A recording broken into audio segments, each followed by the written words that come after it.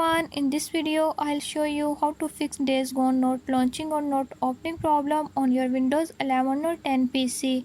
So to fix not launching or not opening issue, follow every step as I'm showing in this video, and don't forget to subscribe this channel. Hope so this will fix your problem.